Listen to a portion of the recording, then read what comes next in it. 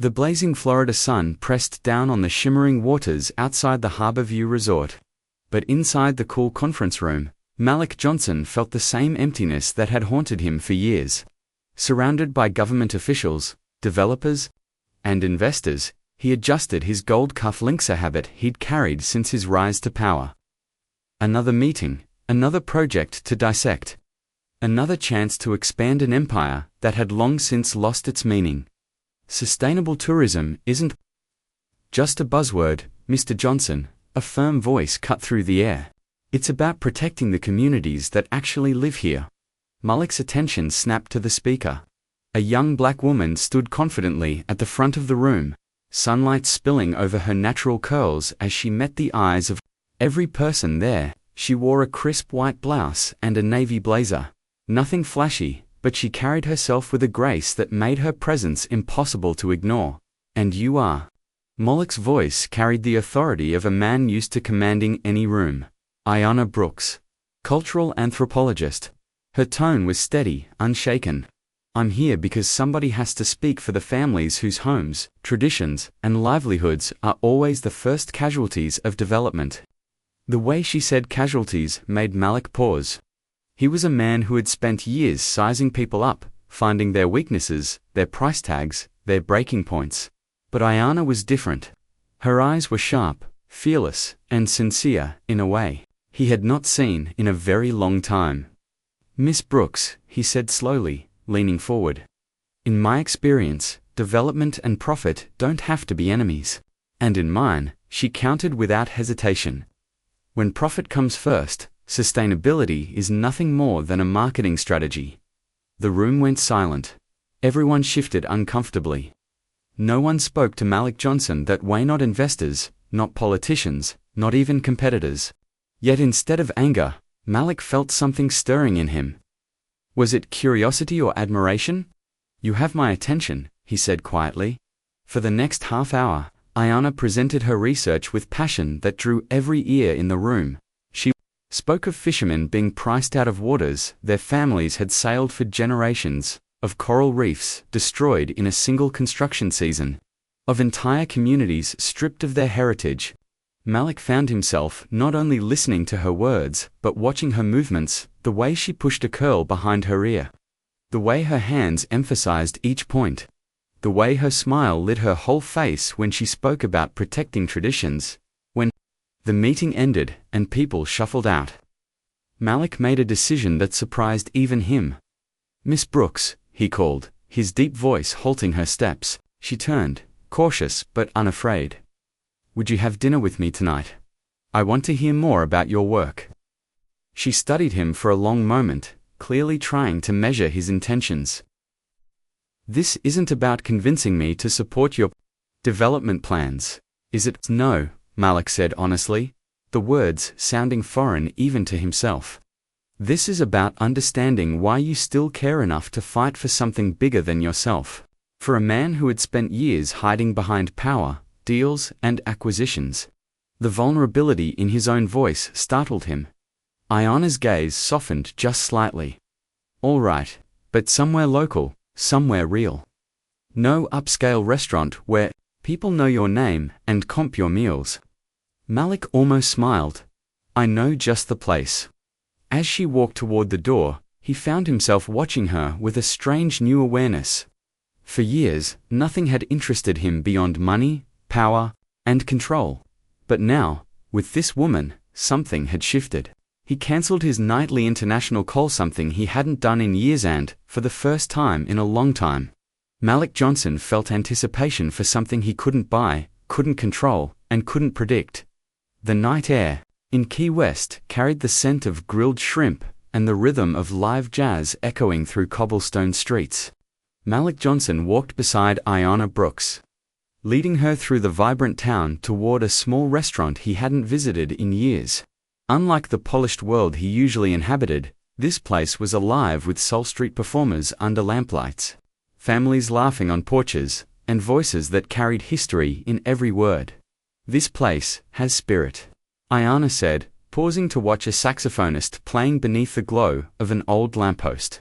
She dropped a few bills into the musician's case, her eyes sparkling with genuine appreciation. Malik studied her closely. When was the last time anyone in his circle had spoken about spirit? For years, everything had been about strategy, perception, or profit margins. Now here she was, finding joy in something as simple as music under the night sky. "How did you find this place?" she asked as they approached a weathered wooden door with a faded sign. "By accident," Malik replied, opening the door for her. "My car broke down here during a storm years ago. I was stranded for 3 hours with no phone, no meetings, no interruptions. It was the first time in years I remembered what peace felt like. The restaurant was intimate wooden tables, worn smooth by time, candles flickering against open windows, and the soft hum of conversation. They took a corner table by the window. Malik, for the first time in years, didn't check his messages, didn't adjust his posture to project authority. He simply sat, present in the moment. "Tell me about your family," Ayana said after they ordered. She had chosen grilled fish, simple and fresh. No performance, no pretense. The question caught him off guard. People usually wanted to know about his wealth, his projects, his next acquisition. Rarely did anyone care about the man beneath the empire. "I grew up in Detroit," Malik began, his voice quieter than usual. "My father worked in an auto plant. My mother was a school secretary. They saved every dollar so I could go to college. They believed I would build something that mattered." "And you did," Ayana said, gently, though her eyes carried a question he couldn't ignore. "I built an empire," Malik corrected, his tone heavier. "But I'm not sure it's what they dreamed of.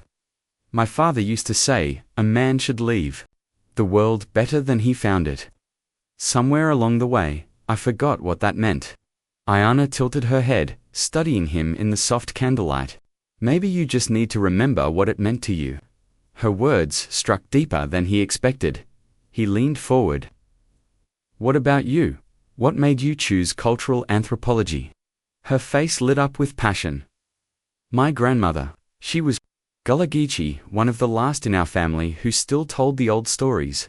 When I was 8, she took me to the Carolina coast and showed me how a whole community was losing its traditions because tourism had turned their culture into a spectacle. I saw kids who didn't know their own language but knew how to dance. For tourists, I saw sacred crafts turned into cheap souvenirs."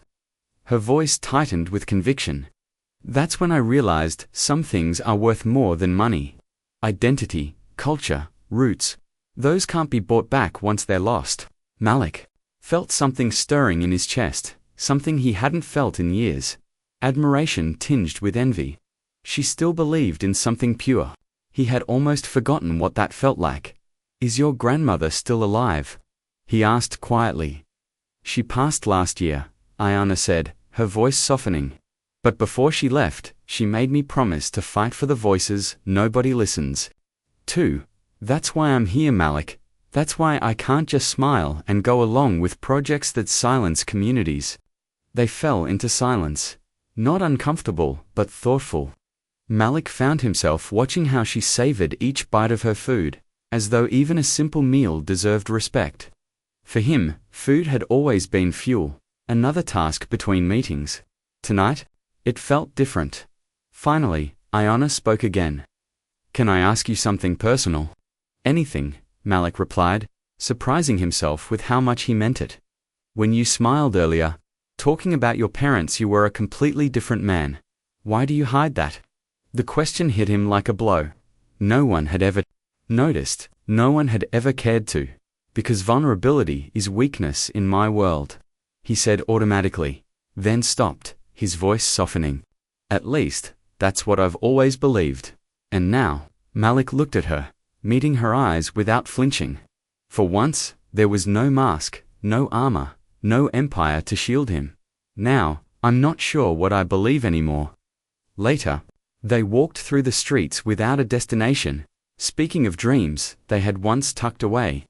He told her how, as a teenager, he'd wanted to be an architect to design homes that felt alive. She told him of her dream to create a model of tourism that truly protected and uplifted communities. On a small bridge where fishing boats rocked in the dark water, Malik paused. He turned to her, the night quiet around them. I haven't felt this present in years, he admitted here, with you. Without the next deal waiting to swallow me whole. Ayana smiled, a smile that transformed her entire face. Good, you needed to be reminded what presence feels like, and in that moment, Malik Johnson knew something fundamental had shifted inside him. For the first time in his adult life, he didn't want the night to end. 3 nights after their dinner in Key West, Malik Johnson did something he hadn't done in years. He cleared his entire evening just to spend time with a woman. Not for strategy, not for appearances, not for gain. Simply because being near Ayana Brooks felt like breathing fresh air after years of suffocation. He prepared his Miami penthouse terrace with a quiet care that unsettled him. No lavish decor, no catered showpiece meant to impress, just a simple table, candles flickering in the warm night, and food ordered from a small Caribbean restaurant. Ayana had mentioned loving. Nothing elaborate. Nothing fake. Just real. The elevator chimed, and when the doors slid open, Ayana stepped out wearing a simple blue cotton dress that fell softly around her figure. Her natural curls framed her face, and when she smiled at him, Malik felt his pulse quicken. In a way, no million-dollar deal had ever done. Wow, she whispered. Stepping to the terrace rail and gazing at the city lights glittering over Biscayne Bay. It's breathtaking. Yes, Malik said, but his eyes weren't on the view. They were on her. Dinner passed in laughter and shared stories, their conversation flowing as easily as the breeze that rustled the candles. For the first time in years, Malik didn't feel the weight of performance. Around Ayana, he wasn't the billionaire mogul.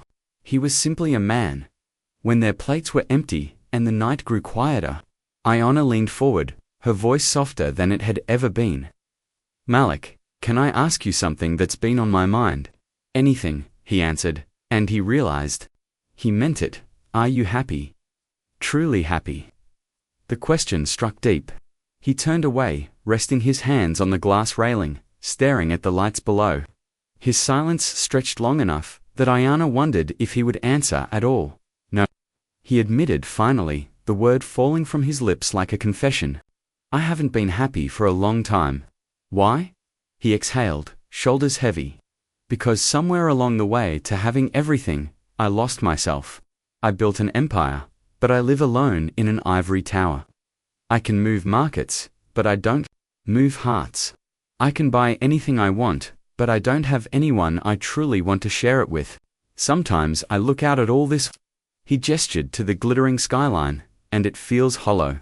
Like I traded my soul for a view and a bank account that never stops growing. Ayana rose from her seat and walked toward him until they were standing inches apart. Her voice was low but steady. And what do you really want, Malik? He looked into her eyes, and for the first time in years, his truth surfaced without fear.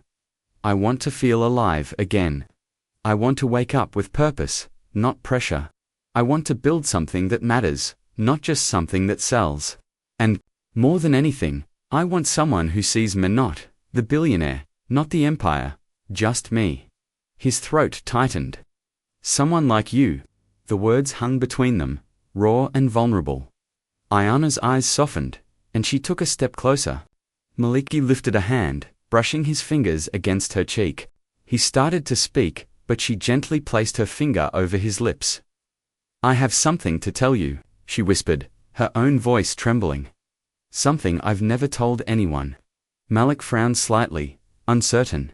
What is it, Ayana? Drew a steady breath, her eyes meeting his with both courage and fear. I've never been with a man before. I'm a virgin. The world seemed to still around them. For a moment, Malik simply stared, processing her words.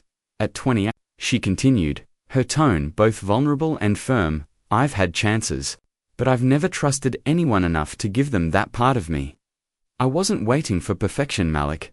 I was waiting for someone I could trust with my heart, not just my body. Malik felt the ground shift beneath him. In his world, innocence was a myth. Purity of choice, purity of intention, it didn't exist. Yet here she was, standing before him, offering truth so intimate, it shook him. Ayana. His voice was husky, his hands cupping her face with reverence. This doesn't change how I see you. If anything, it makes me respect you even more. Tears glistened in her eyes. You don't think I'm old-fashioned? Strange. He shook his head firmly. I think you're extraordinary. And if you're telling me this, then I need you to hear something from me too. Her breath caught, waiting. I won't touch you until you're ready, Malik vowed, his voice unshakable. Not until you are certain it's what you want. Not out of pressure, not out of fear. If that moment comes, it will be because you chose it. Because you trusted me with all of you. You deserve to be loved, fully, respected completely, cherished in every way. A tear slid down her cheek, and Malik gently kissed it away before pressing his lips to her forehead. How can you say that? She whispered. Most men. I'm not most men, Malik cut in, his voice deep with conviction. At least, I don't want to be anymore. You've reminded me that some things are still sacred. And if I'm ever lucky enough to be the man you choose, I want to be worthy of that gift. Ayana folded into his embrace, arms wrapping around him. Malik held her as if she were the most precious thing in the world. And beneath the Miami stars, with her heartbeat steady against his chest, he realized she was. The sharp staccato of stiletto heels echoed across the marble floor of Johnson Tower. Malik Johnson didn't even need to look up from his desk to know who was approaching. That sound had haunted to many of his past years. Mr. Johnson, his assistant's voice buzzed through the intercom, nervous. Monique Rivers is here to see you. She didn't make an appointment. Malik sighed. Saving the sustainability proposal Ayana had helped him design. The irony wasn't lost on him. Just when he was finally building something real, his past arrived to test him. Send her in, he said flatly. The door opened, and Monique entered like a storm, draped in silk and designer perfume. She was still stunning at 35, honey brown skin flawless, hair laid to perfection, every detail of her appearance a calculated statement. But her beauty carried the same edge it always had, weaponized. Malik, she purred, her voice low and smooth. You look different, Monique, he replied evenly, rising only out of politeness. What do you want? Straight to the point. I always liked that about you. She settled into the leather chair across from him without invitation, crossing her legs with deliberate grace. I've been hearing whispers. About you, about a certain new consultant. The way she said the word consultant carried venom. Malik's jaw tightened. My business hasn't been your concern for 2 years, he said coolly. Oh, but it is, darling. Her smile curved like a knife, especially when it involves people with influence. Senator Darnell Whitaker, for example. Malik's stomach tightened. Whitaker was the kind of politician who turned corruption into an art form. Malik had cut ties with him years ago, after discovering bribes and fraudulent bids buried in his network. What does Whitaker want? Malik asked, his voice dark. Monique leaned forward, her perfume filling the space between them. He wants you to stop playing savior. All this talk of sustainability, community, transparency, it's making powerful men very nervous. He doesn't like nervous men, Malik. They tend to get destructive. Good, Malik shot back. Maybe it's time their destruction was challenged. Monique laughed, the sound crystal sharp but hollow, still naive. That's why we worked, you and me. I kept you grounded in reality, money, power, influence. The only things that last. This little fixation of yours, it'll pass, but Whitaker, he doesn't forgive men who embarrass him. Her mask slipped for a moment, revealing the steel beneath the charm. He has files, Malik, records of choices you made in those early years. Deals that weren't exactly clean. Imagine those becoming public. Malik's pulse hammered, memories he'd tried to bury resurfacing like ghosts. He met her gaze steadily, though his voice carried a dangerous edge. Are you threatening me? I'm protecting you, Monique said smoothly, rising with feline grace. Like I always did, end this fantasy. Cut ties with your consultant. Come back to the world where you belong. by my side. Together, we can build something that actually lasts. The office door opened before Malik could respond. Ayanna Brooks stepped inside, holding a folder of reports. She froze when she saw Monique, her brows tightening in caution. "Oh," Ayanna said carefully, her eyes moving between them. "I didn't realize you were in a meeting. You're not interrupting," Malik said quickly, standing. Monique was just leaving. Monique's smile sharpened like broken glass. "Not so fast. You must be Dr. Brooks." She extended her manicured hand, her eyes narrowing as they locked on Ayanna. "I've heard so much about you." Ayanna took the hand, her grip firm and calm. "And you are Monique Rivers, Malik's ex-fiancée, ex-business partner, ex-many things." The shake lingered too long, her grip too tight. "It's fascinating," Monique continued, her tone dripping with condescension. "You've managed to captivate him with such rustic charm," Malik warned, his voice dropping low. Ayanna tilted her head slightly, her tone steady but cutting. "Rustic charm? That's one way to describe education, integrity, and purpose." Monique's laugh rang out, but there was no warmth in it. "Oh, sweetheart, do you really think you're changing anything? Men like Malik don't change. They experiment until the shine wears off. Then they return to where they truly belong." "Some people never change," Ayanna replied calmly, her eyes unwavering, "because they've never found anything worth more than themselves but others. They change when they find a reason bigger than power or greed." The silence that followed was electric. Monique's eyes narrowed, a flash of something dangerous passing over her face. "Well," she said finally, grabbing her designer bag, "this has been enlightening. Malik, think carefully. Whitaker isn't patient, and you, Dr. Brooks, be careful. His world has a way of swallowing women who don't belong." Her heels clicked sharply as she left, her perfume lingering like smoke after fire. Ayanna turned to Malik, her voice low but steady. "What does Whitaker have on you?" Malik stared out at the glittering city, the same skyline that once symbolized triumph, now weighted with old sins. His voice was rough, quiet. "The kind of secrets that could destroy everything we've built, and maybe destroy me with it." 2 weeks after Monique's visit, Malik Johnson's office looked nothing like the empire of glass and steel it once was. The endless stacks of financial reports were gone. In their place, maps of coastal towns, environmental studies, and carefully crafted proposals marked with Ayanna's handwriting. His empire of profit was slowly becoming an engine for purpose. Around the long conference table sat his executive team. Men and women who had spent years measuring success only in numbers. Malik could see the skepticism in their eyes as James Parker, his chief financial officer, flipped through the new plans.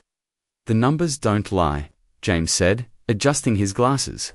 "If we follow this development model," Dr. Brooks proposed, "our initial profits drop by nearly 30% compared to the original projection." Ayanna sat at the other end of the table, her notes laid out like a battlefield map. She said nothing, but Malik noticed the tension in her shoulders.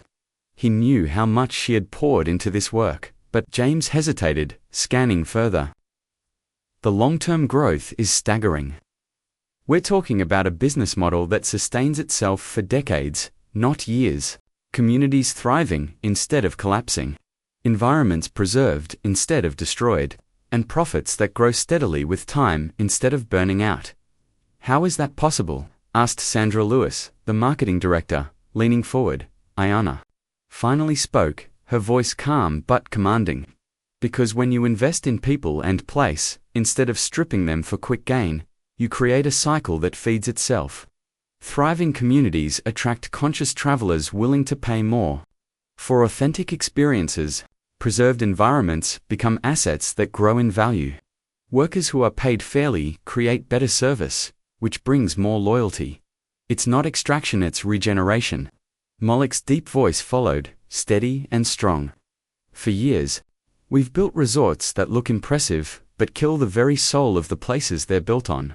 I'm done with that. We're not just building hotels anymore, we're building legacies." Marcus Hill, his vice president of development, shook his head. With all due respect, Malik, investors don't want legacies. They want fast returns. This sounds idealistic. Our investors expect leadership, Malik shot back, his tone razor sharp. And leadership isn't repeating the same tired playbook. Leadership is showing people a better way forward, even if it scares them. He stood, walking to the glass wall that overlooked Miami. His reflection merged with the skyline he once ruled like a king. I'm tired of building beautiful places that destroy the beauty around them. Tired of creating jobs that don't pay enough for dignity. If we're not brave enough to change, then what are we building all this for? The room was silent. Even Marcus had no answer. Ayana's voice cut through the stillness, low but firm. What if it does work? What if we create something so powerful it becomes the new standard? What if we prove that profit and purpose aren't enemies? Words settled over the room like a challenge. Malik turned, and for a moment, watching her, he felt the fire of his parents' old dream building, something that truly mattered. I've been designing for this company for 15 years, said Jennifer Walsh, the lead architect, breaking her silence. And I'm tired too. Tired of projects that could be anywhere in the world. This, she tapped, Ayana's proposal, is the first time in years I've been excited to come to work.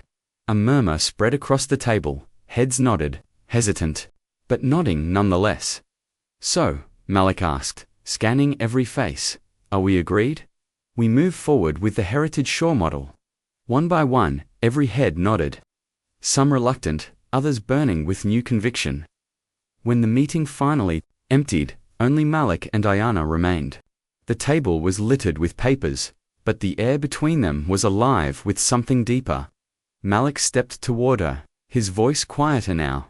Do you realize what we just did? His tone carried both awe and fear. We bet my entire empire on your vision. Our vision, Ayana corrected, her lips curving into that soft, grounding smile he had come to crave. And are you regretting it? Malik shook his head, his hands finding her shoulders. No. For the first time in years, I feel like I'm building something my father would be proud of. Let Whitaker and Monique come with their threats. I won't be ruled by fear anymore. Ayana's eyes softened. You know this means war. Men like Whitaker don't surrender when their power is threatened. Then we'll fight, Malik said simply. Together, the intensity between them was undeniable now. Malik searched her eyes, saw the fire that matched his own, and finally himself closed the distance. His lips met hers in a kiss that was both gentle and fierce, a promise wrapped in passion. When they parted, her breath lingered against his skin.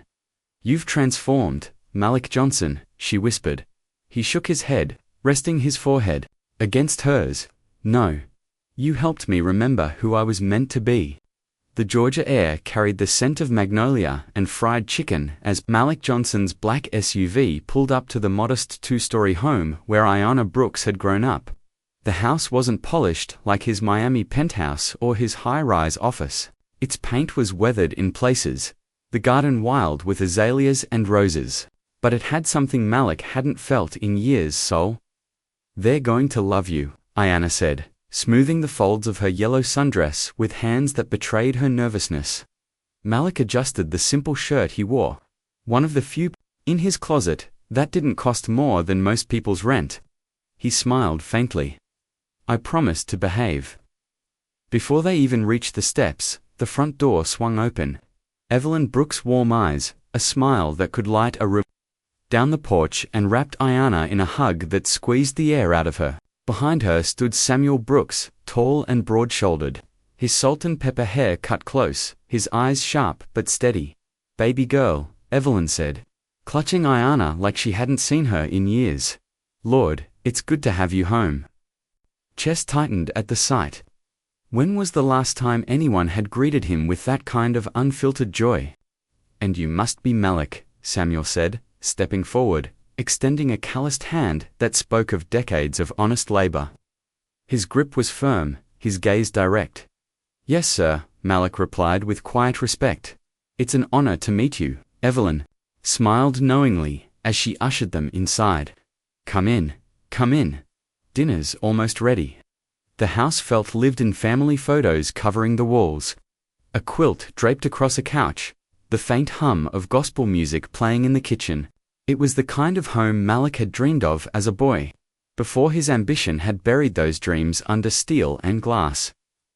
Would you like to see my husband's studio? Ayana asked softly. Samuel gestured down the hall. Come on. They entered a small workshop that smelled of cedar and varnish. Wooden furniture, half-finished, filled the space. Samuel ran his rough hand across the grain of a dining table in progress. 40 years I've worked with wood. It teaches you patience, purpose. Ayana told me you studied architecture once. Malik's eyes lingered on the table's surface. I did, but I lost my way. Samuel's gaze didn't waver. And now, I'm trying to find it again, Malik admitted. He looked at the man's hands that built beauty from raw material, hands that had raised a family with integrity. Your daughter is helping me remember that building should mean more than money. Samuel studied him for a moment before nodding slowly. Ayana's always been like that, big heart. Sometimes I worried the world would break her. Voice was firm. I would never let that happen. Not intentionally, Samuel said, his tone steady. But intentions and outcomes don't always match, especially when two people come from such different worlds. Later, at the dinner table, Malik found himself more at ease than he had expected. Evelyn's fried chicken was golden and crisp. The mashed potatoes creamy, the peach cobbler warm from the oven. He couldn't remember the last time he'd eaten food that tasted like love. So, Malik, Evelyn said, pouring him more sweet tea. Ayana tells us about your new project. Sounds like something the world could use more of. Malik smiled faintly, glancing at Ayana. She's the reason for it. I may have resources, but the vision that came from her. She gave my empire a soul. That's not true, Ayana said, laying her hand over his. You could have ignored me that day in the conference room. You could have kept chasing money, but you didn't. You changed because you wanted to. Samuel cleared his throat. Malik, walk with me a moment. They stepped outside into the night air where fireflies danced over the garden. Samuel walked slowly, hands in his pockets. My daughter is special. Not just smart or beautiful, but good. Rare kind of good. That means if she loves someone, she loves them with everything she's got. So tell me, Malik, who are you beyond the money? The question struck Malik harder than any business negotiation. Few people had ever cared enough to ask. He answered, honestly, I'm still figuring that out. But what I do know is I want to love Ayana with everything I have, protect her, build a life that's worthy of her. Samuel stopped, studying him under the porch light. She loves you, I can see it. She's never brought anyone home before. I approve of the man I see standing here tonight. But the world you're in will try to pull you back. You'll have to be strong enough to resist. Malik nodded, his voice steady. I will be. When they returned inside, Evelyn and Ayana were laughing over childhood stories. Malik stood in the doorway, watching, a pang of something unfamiliar striking him. Not envy of money or power, envy of this simple, unshakable love. As they left. Later that night, Evelyn hugged Ayana tight, then surprised Malik with an embrace of her own. Take care of her, she said softly. With my life, Malik promised. In the car, Ayana squeezed his hand. So, what did you think? Malik glanced out the window, then back at her, his voice low and certain. I think I finally know what it means to belong to a real family. The storm didn't announce itself with thunder. It arrived on a rainy Monday morning in Miami, when Jennifer, Malik's assistant, stepped into his office with panic written all over her face. Mr. Johnson, she whispered, her voice trembling. Federal agents are downstairs. They want to speak with you. It's about environmental irregularities. Malik felt his blood turn cold. He had been reviewing contracts for the first Heritage Shore resort when the world he and Ayana had built began to unravel. Where's Ayana? He asked immediately. Still in the lab, Jennifer said. She doesn't know yet. Minutes later, Malik was seated in a stark conference room across from Agent Daniel Rodriguez of the EPA and Agent Sarah Kim of the IRS. They spread documents across the table like evidence in a trial. "Mr. Johnson," Rodriguez began, his tone sharp, "we've received multiple anonymous tips alleging that your Heritage Shore projects are violating federal regulations, improper waste disposal, construction in protected zones, bribery of local officials." "That's impossible," Malik replied, his voice calm but firm despite the dread rising in his chest. "We designed these projects to exceed every regulation. Nothing about this is true." Agent Kim slid a thick folder toward him. "We also have evidence of offshore tax evasion, fraudulent contracts, and shell companies created to funnel illegal payments." Malik opened the folder and froze. The contracts bore his signature. The bank transfers were in his name. The documents were convincing. Deadly forgeries. Whoever had done this knew his world inside and out. "These are fake," Malik said, his jaw tight, "and I know who's behind it." "Mr. Johnson," Rodriguez warned, "lying to federal agents is a crime." "I'm not lying," Malik snapped. "I'm being set up." Before the agents could press further, the door burst open. Ayanna Brooks strode in, her lab coat still on, her eyes blazing with fury. "What's going on here?" she demanded, her voice cutting through the tension. Jennifer said, "You're accusing Malik of environmental crimes. That's ridiculous." "And you are?" Agent Kim asked coolly. "Dr. Ayanna Brooks," she said, standing tall. "Cultural anthropologist. Lead consultant on every sustainability protocol in these projects. I can guarantee nothing illegal has been done." Rodriguez glanced at her. "Dr. Brooks, we've also received allegations that you fabricated reports to cover violations. That you falsified your science to protect Mr. Johnson's business." The silence that followed was suffocating. Ayanna's hands trembled, but her voice was iron. "You're questioning my integrity, my career, the reputation I've built with my work." Kim's gaze was sharp. "We're questioning whether your personal involvement compromises your objectivity." "Enough," Malik said, rising from his chair, his voice thundering. "Don't you dare drag her into this. Investigate me if you want, but leave her name out of it." But Ayanna placed a steady hand on his arm. "No. They came for us both. Then they'll face us both." For 2 hours, Malik and Ayanna dismantled every accusation with meticulous evidence. They laid out third-party reports, independent audits, community testimonials, and video documentation of construction phases. One by one, the allegations crumbled under the weight of truth. "This is 15 independent environmental reports," Ayanna said, sliding a stack across the table. "Here are signed letters from community leaders. Here's footage of every phase of our projects, time-stamped and verified. Nothing was hidden. Nothing was fabricated. Every detail of our work is authentic." Rodriguez sifted through the evidence, his expression shifting from suspicion to something closer to doubt. Kim leaned back slowly. "Your documentation is unusually thorough, almost untouchable." "Because it's real," Ayanna snapped. "Every number, every test, every result. My work is my name, and my name will not be dragged through the mud by lies." Before the agents could respond, Malik's phone rang. It was David Morrison, his largest investor. Malik answered, his voice sharp. "David, turn on the news." David's voice boomed through the line. "Now?" Ayanna grabbed the remote, and the TV flickered to life. "Breaking news tonight," the anchor announced. "Billionaire Malik Johnson is under federal investigation for environmental crimes and tax evasion. Sources suggest Johnson's consultant, Dr. Ayanna Brooks, falsified scientific reports to cover illegal practices." Ayanna's breath caught. "How?" "The investigation just started." Malik's jaw tightened as realization struck. "It's Whitaker. He leaked this. He wanted this spectacle before truth could clear us." Outside the conference room window, news vans were already swarming the parking lot. Cameras pointed at the building like weapons. Malik's phone buzzed non-stop. Investors, partners, media. Rodriguez looked uneasy. This isn't standard protocol. Investigations aren't public this early. Unless someone with power and media contacts forced it into the spotlight, Ayanna said, her voice sharp. Whitaker's single quote's name hung unspoken between them. It doesn't matter, Ayanna said suddenly, her hand gripping Malik's tightly.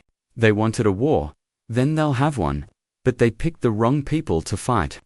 Malik met her eyes, his chest heavy but resolute. Truth isn't always enough. Then we'll make it enough, Ayanna replied, her gaze burning. With determination together, 6 weeks after Senator Darnell Whitaker's smear campaign, Johnson Tower no longer looked like the headquarters of a luxury resort empire. It looked like a war room. Tables were covered in stacks of support letters. Laptops streamed live protests in Washington. Phones rang non-stop with calls from allies across the country. What Whitaker meant to destroy had instead ignited a movement. The federal investigation, meant to bury Malik Johnson and discredit Dr. Ayanna Brooks, backfired spectacularly. Their meticulous documentation, their radical transparency, and the sheer weight of evidence left no room for doubt. Malik and Ayanna weren't criminals, they were pioneers. The investigation not only cleared them, it set a new benchmark for accountability in business. Whitaker, however, was not so lucky. The FBI traced the forgeries back to his network, and soon the man who had built his empire on corruption found himself under fire. Malik didn't celebrate, he didn't need to. The truth itself was victory. Malik, you need to see this, Ayanna said one morning, rushing into his office with her laptop. Her eyes sparkled with excitement. He looked up from a pile of papers, exhaustion still clinging to him. What now? She turned the screen toward him. Stanford wants to replicate our Heritage Shore model in their Sustainable Development Program. Harvard is offering a chair to study the long-term impact of our work. Malik blinked, stunned. The words on the screen seemed unreal, and that's not all, Ayanna continued, scrolling through her emails. Costa Rica reached out, they want us to help design their national tourism plan. And the Maldives are asking how to adapt our approach to climate change. Malik leaned back in his chair, shaking his head. 2 months ago, we were fighting for our lives, and now we're a movement, Ayanna said simply, a proud smile breaking across her face. The intercom buzzed. Mr. Johnson, Jennifer's voice came through. The team is ready for the Heritage Roots Foundation presentation. They exchanged a look half nerves, half anticipation and walked into the packed conference room together. Around the table were not only Malik's executives, but also environmental leaders, community activists, even reporters who had become unlikely allies during the storm. 6 months ago, Malik thought, I was building resorts for profit. Today, we are launching something bigger than us both. Ayanna stood at the front, her voice carrying clear and strong.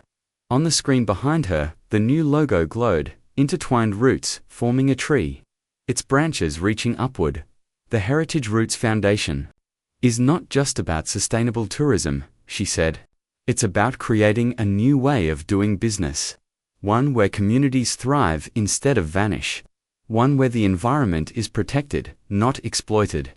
One where profit and purpose grow together, not apart. Malik stepped forward, his voice steady. For too long, development has meant extraction. We take, we strip, we leave behind empty shells. That ends here. From this day forward, every dollar we earn will be tied to dignity for workers, for families, for the earth itself. The room was silent, hanging on every word. Ayanna clicked to the next slide, statistics glowing across the screen. In the communities where we piloted the model, family income rose 300%. Youth migration dropped nearly 90%.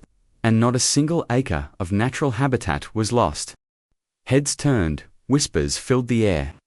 Even the most skeptical executives couldn't deny the truth written in black and white. Profit and pride, Ayanna said softly, her eyes sweeping the room. That's what we're building.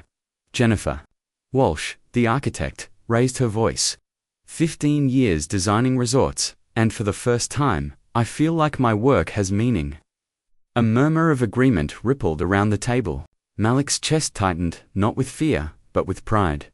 "So," he said, glancing at Ayana, "are we agreed?" The answer came in nods, reluctant from some, eager from others, but unanimous. When the meeting ended and the room emptied, Malik and Ayana were alone amid the scattered coffee cups and notes scribbled across charts. The adrenaline still hummed in the air. "Do you realize what we've done?" Malik asked quietly. "We just transformed an empire into a cause. We'll be remembered for this for better or worse." Ayana moved closer, her hands sliding into his. "Then let's make it for better, together." Malik smiled, pulling her into his arms. He kissed her not with desperation this time, but with certainty. A kiss that sealed not just love, but partnership. "You didn't just change me, Ayana," he whispered against her forehead. "You brought me home to myself." She shook her head gently, smiling up at him. "You chose this. You chose us.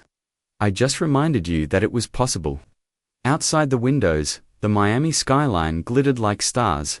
But for Malik Johnson, it no longer represented deals and power.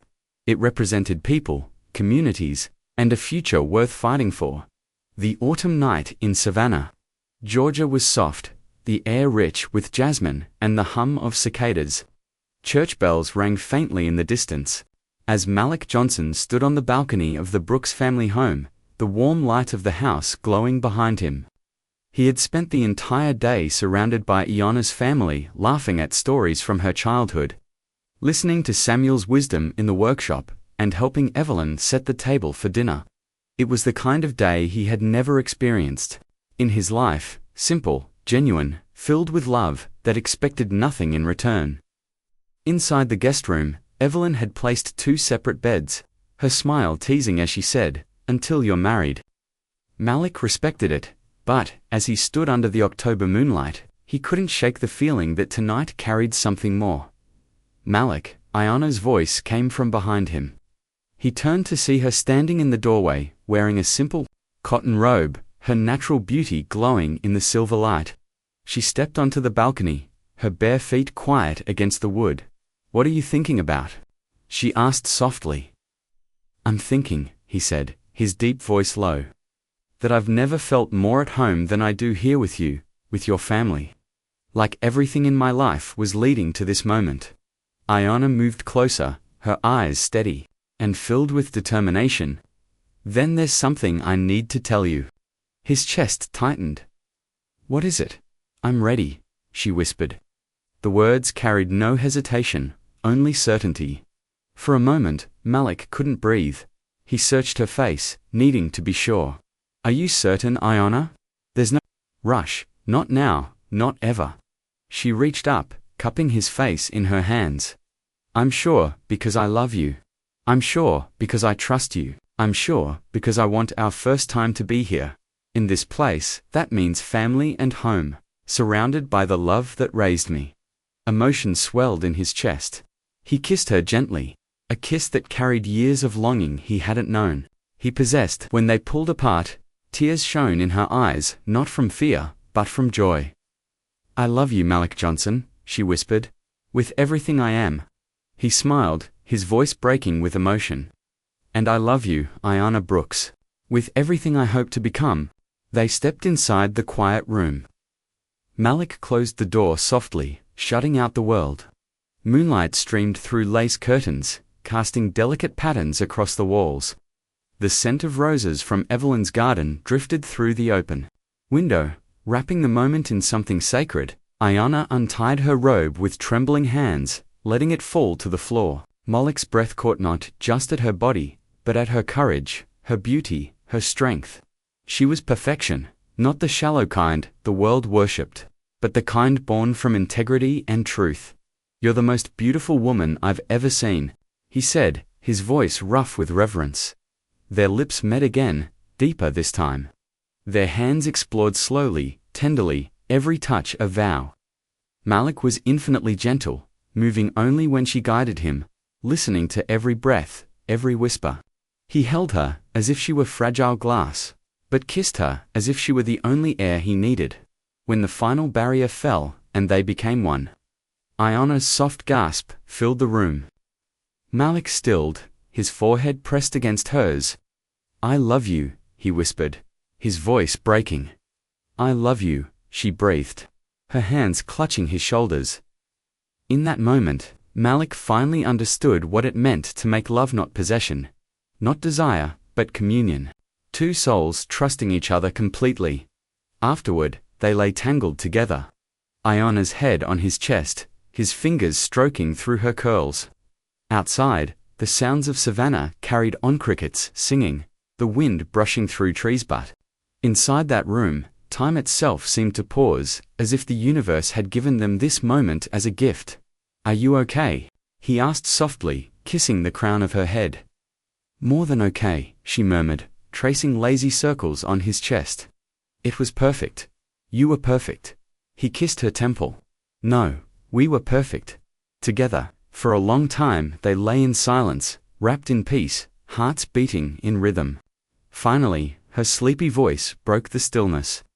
"Do you know what's most incredible about tonight?" "What?" he asked. "It's not just that we love each other, it's that we chose it. We chose to trust.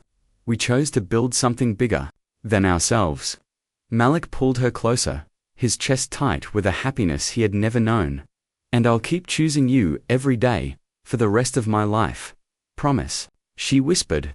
"I promise," he said, sealing it with a kiss under the Georgia moonlight. That night, in a simple guest room, surrounded by Iona's family, Malik and Iona found not just love, but forever. The morning sun filtered softly through lace curtains, painting golden patterns across Iona Brooks' bare skin as she slept peacefully in Malik Johnson's arms. He had woken before dawn, not from anxiety as he had so many times before, but from pure joy. The night before had changed something fundamental in him. For the first time in his life, he felt whole. He kissed her forehead gently. "Wake up. Love, there's something I need to show you," she stirred, smiling sleepily. "So early, where are you taking me? Trust me." 20 minutes later, they walked barefoot across the dew-damp grass of the Brooks' backyard. Iona wore the yellow dress she had on the day they first met, its brightness catching the morning light. Malik led her beneath the ancient magnolia tree where her father had proposed to her mother decades earlier. "Malik," she began, sensing the intensity in his eyes. "What are you?" Her words faltered as he sank down on one knee in the grass. His hand trembled slightly as he opened a small velvet box, revealing a simple solitaire diamond that caught the sun like a captured star. "Iona Brooks," he said, his deep voice rough with emotion. 8 months ago, you walked into a conference room and changed my life. You reminded me who I was and showed me who I could become. You taught me that success isn't measured in money, but in the lives we touch, the love we give, and the legacy we leave behind. You didn't just save me, you helped me save myself." Tears filled Iona's eyes as he continued. "I want to spend every day of my life giving back what you've given me. I want to wake up beside you, build dreams with you, raise children with you, and face every storm knowing we'll overcome it together. Not for what I have, but for who we are. Iona, will you marry me?" Her hands flew to her mouth as tears spilled down her cheeks, but her smile was radiant. "Yes," she whispered, then louder, laughing through her tears. "Yes, Malik. 1,000 times, yes."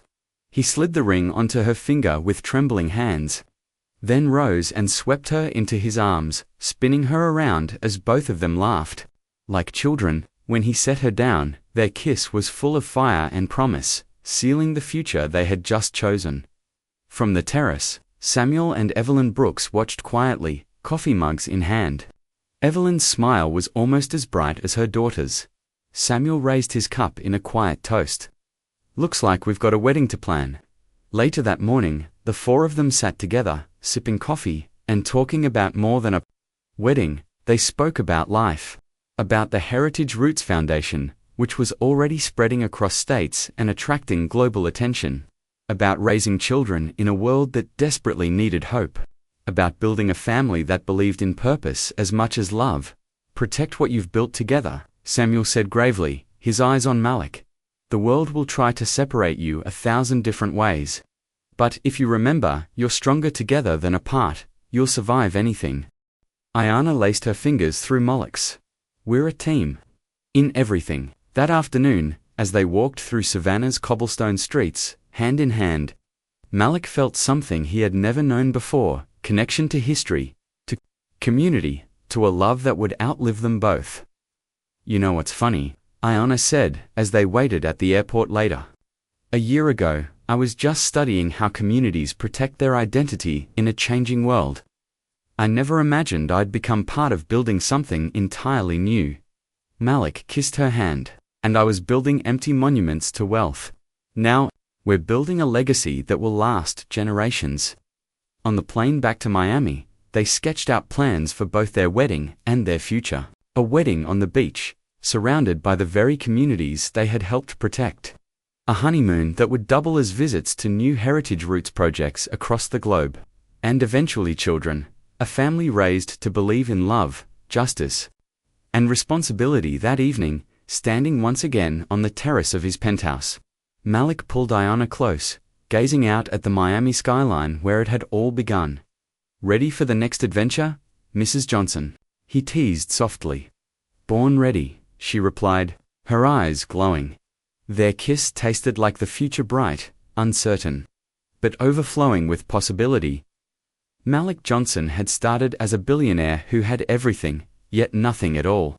It wasn't the blood of his rivals or the conquests of his empire that changed him. It was the love of a woman who reminded him that true power comes from protecting, not possessing. That real wealth is measured not in numbers, but in lives touched and communities lifted.